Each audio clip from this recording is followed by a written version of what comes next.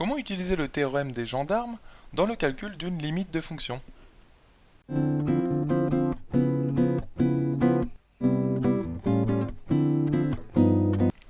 Bonjour à toi et bienvenue sur Star en Maths TV.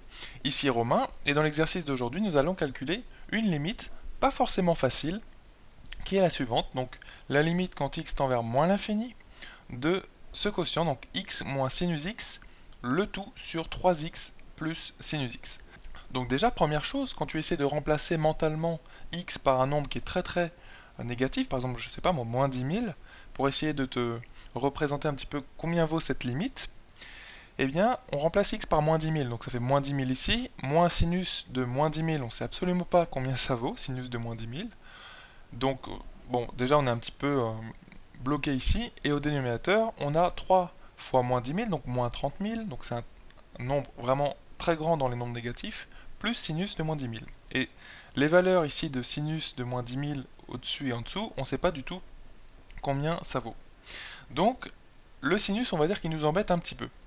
Alors généralement, vu que ici, on calcule une limite quand x tend vers l'infini, en l'occurrence moins l'infini, ce qu'il s'agit de faire quand tu calcules la limite d'un quotient, c'est d'essayer de mettre en facteur haut et bas par le terme qui varie le plus.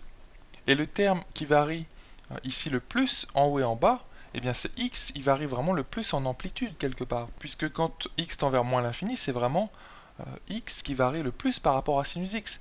Car, rappelle-toi, un sinus, c'est toujours compris, quelle que soit la valeur de ce qu'il y a entre les parenthèses du sinus, un sinus est toujours compris entre moins 1 et 1. Donc, le moins sinus x ici, il ne peut pas varier au-delà de moins 1 et 1. Et de la même façon pour sinus x en dessous. Donc, ce que je te propose de faire, c'est vraiment de mettre en facteur par le terme, comme je te le disais, qui varie le plus, entre guillemets. Et ici, on va mettre x en facteur haut et bas. Donc, c'est ce qu'on va faire. On va obtenir limite, quand x tend vers moins l'infini, de ici x facteur de 1 moins. Alors, qu'est-ce qu'on va avoir ensuite? Bien, sinus x, le tout sur x. Tout ceci, donc sur x facteur de 3, cette fois-ci, plus sinus x, le tout sur x. D'accord?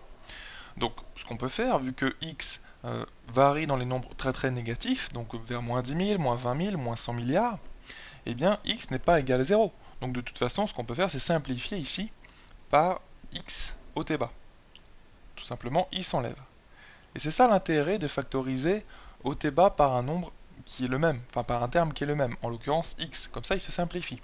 Tu vois, donc tu as changé un petit peu ta limite, et maintenant tu dois calculer cette limite-là, donc je la renote de façon un petit peu plus propre, limite quand x tend vers moins l'infini, de 1 moins sinus x sur x, tout ceci, sur 3 plus sinus x sur x. Alors, comme je te le disais au tout début, un sinus, ça varie de toute façon entre moins 1 et 1. Donc tu te rends bien compte que si x tend vers moins l'infini, au numérateur par exemple, et regardons de plus près ce terme-là, donc moins sinus x sur x, tu te rends bien compte que ce terme-là va tendre vers 0. Parce que sinus x, il est encadré, quelque part, entre moins 1 et 1, et le x, lui, il va vers moins 10 000, moins 20 000, moins 100 milliards. Tu vois, tu peux vraiment remplacer mentalement x par un nombre très grand dans les nombres négatifs. Et donc, ce terme-là, ce quotient, tend vers 0. Et de la même façon pour sinus x sur x en dessous. Donc, a priori, notre limite tendrait vers 1 moins 0 au numérateur sur 3 moins 3 plus 0 au dénominateur, donc 1 tiers. Alors maintenant, il faut le prouver. C'est-à-dire qu'il faut démontrer mathématiquement que la limite de ce terme-là, quand x tend vers moins l'infini, eh bien c'est 0. Donc, de fait, la limite de ce terme-là aussi sera 0. Alors, comment démontrer que ce terme-là a une limite qui vaut 0 quand x tend vers moins l'infini? Eh bien, comme je te le disais, sinus x, c'est déjà compris, quelle que soit la valeur de x, c'est ça qui est un petit peu puissant, entre guillemets, pour les fonctions trigonométriques comme sinus ou cosinus, eh bien, elles sont comprises entre moins 1 et 1.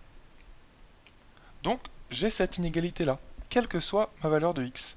Et ici, cette inégalité, elle est valable pour tout x strictement inférieur à 0. Alors pourquoi je prends x strictement inférieur à 0?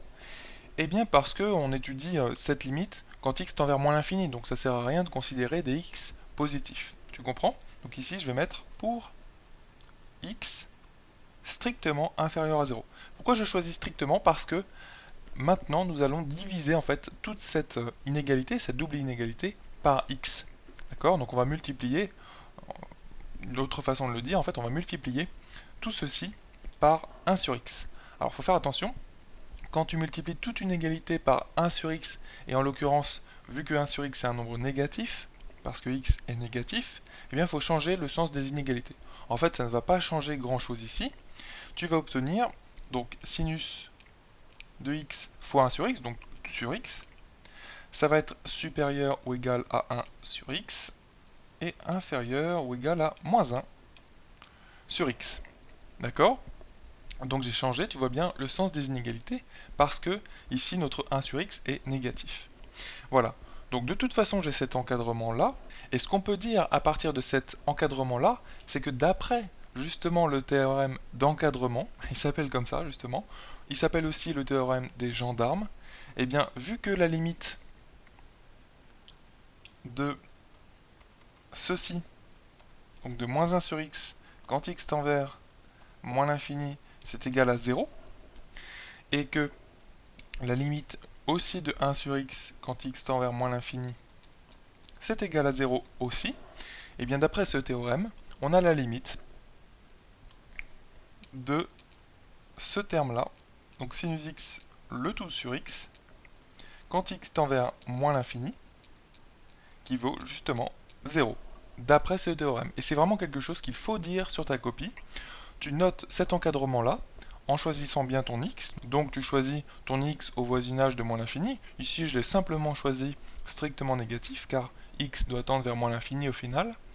Et une fois que tu as bien encadré le terme dont tu pressens d'ailleurs, tu te rends bien compte hein, qu'on avait flairé, entre guillemets, on avait conjecturé quelque part que la limite de ce terme-là est égale à 0. Donc comme tu avais pressenti qu'elle était égale à 0, maintenant on le prouve. Et donc avec cet encadrement-là, en disant sur ta copie d'après le théorème d'encadrement ou d'après le théorème des gendarmes, c'est le même, eh bien tu as la limite de sinus de x sur x est égale à 0. En ayant bien dit hein, d'ailleurs que les limites de moins 1 sur x et de 1 sur x quand x tend vers moins l'infini sont égales à 0. Sont les mêmes en fait et sont égales à 0. Voilà. Donc on a cette limite en rouge là, et donc ce que tu peux dire, c'est que première chose, eh bien la limite du numérateur, c'est-à-dire de 1 moins sinus x sur x quand x tend vers moins l'infini. Tu vois, les limites, c'est toujours un petit peu long à écrire, hein. Donc il vaut mieux prendre le temps d'écrire toutes ces limites, hein. C'est comme ça que tu démontres à ton professeur que tu as bien compris. Et bien sûr, il faut aussi dire que tu utilises le théorème, hein, c'est très très important. Et donc, une fois que tu as écrit toutes les limites qu'on va écrire, tu vas pouvoir conclure. Donc là, tu peux dire que c'est 1, tout simplement. Car la limite de ceci, c'est justement 0. Tu vois, tu viens de l'écrire et ton professeur comprendra bien que tu as bien compris justement que cette limite vaut 1. Donc maintenant, la limite du dénominateur, donc la limite quand x tend vers moins l'infini, de 3 plus sinus x sur x, eh bien c'est 3. Exactement, pour la même raison, c'est-à-dire que ce terme-là tend vers 0. Et donc, de ceci, tu conclus que la limite x moins sinus x sur 3x plus sinus x, quand x tend vers moins l'infini, eh bien c'est un tiers. Voilà, c'est un nombre fini et c'est un tiers. Donc là, tu encadres le résultat. Et sur ta copie, tu dirais bien au bon endroit, hein, ici, que tu utilises le théorème des gendarmes. Voilà, donc j'espère que tu as bien compris ce calcul de limite. On a utilisé plusieurs techniques ici. On a factorisé haut et bas par un terme qui variait beaucoup, en l'occurrence le terme x, tu vois, ce qui nous a permis de le supprimer. Ensuite, il te restait ici des termes dont tu pressentais bien qu'ils tendaient vers 0, mais comment le démontrer vraiment? Eh bien, pour le démontrer vraiment, il faut utiliser un encadrement de ce terme, et c'est facile quand tu as une fonction trigonométrique comme ici, donc sinus. Donc sinus est toujours compris entre moins 1 et 1, et donc l'encadrement que tu obtiens, c'est celui-là. Et avec cet encadrement, en démontrant que le terme à gauche et le terme à droite ont des limites qui sont les mêmes, d'accord, quand x tend vers moins l'infini, en l'occurrence ces limites sont 0, et bien tu démontres bien, d'après le théorème des gendarmes, d'après le théorème d'encadrement donc, que ce terme au milieu tend vers 0. Et là c'est fini, tu vois, tu conclus en notant tes dernières limites, tu vois, en notant exactement ce qu'elles valent d'après ce que tu viens de trouver, et à la fin tu conclus que la limite finale ici vaut 1 tiers. Voilà, j'espère que tu as bien compris ce calcul de limite, et je te dis à la prochaine dans un autre exercice sur Star en Maths TV.